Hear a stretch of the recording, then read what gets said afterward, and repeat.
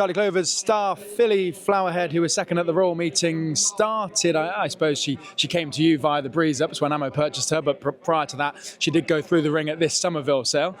Be nice to find another one like her, wouldn't it? Oh gosh, wouldn't it? There's been some lovely horses here today, and hopefully we'll find something smart to follow in the footsteps. What does your day look like as a trainer? I suppose you have conversations with various owners, and it's a bit of a process that takes a fair bit of communication to get a horse back to your yard.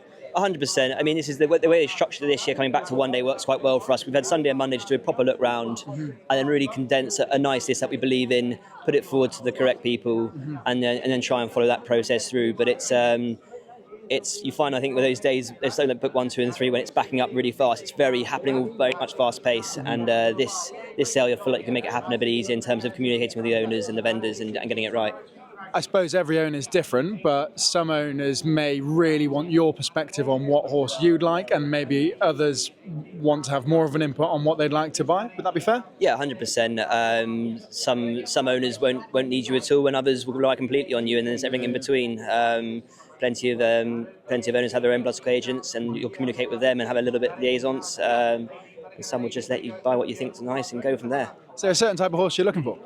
It depends on the owners. I mean, look, obviously Amo's here today and Nick Bradley's here. Everyone's got their preferences, and the budgets vary massively, so we have to go accordingly. But given that I'm early days into training still, we've been looking for sharp types again. We did well with our 2-year-olds this year. I think we've had 7 winners from 5 2-year-olds. So I think we'll be looking to back up with a bit of speed and play the short game next year. Is that because, like you said, if you're relatively early in your career, you want winners on the board? If you get sharp types, that sort of gets the ball rolling and builds the team up? Exactly that. I think if we're waiting on those mile-plus types, the career could be over before it starts. So I think starting up, that's certainly the angle we've been playing. We come from a breezing background, and the 2-year-olds that are sharp just appeal to us in terms of getting some winners on the board.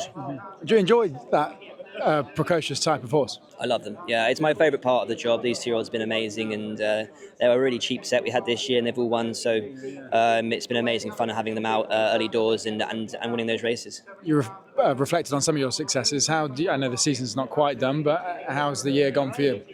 Yeah, delighted with it really. The start was very slow. I think we went 6 months without a winner, and I think we had 7 seconds. It was just getting a bit frustrating, but then we bashed in 4 winners in 5 days, and they kept on coming in ever since. Obviously Flowerhead, as you mentioned, has been unbelievable. Second in the Queen Mary, third in the St Hughes, and just declared this morning for the Dick Pool on Thursday.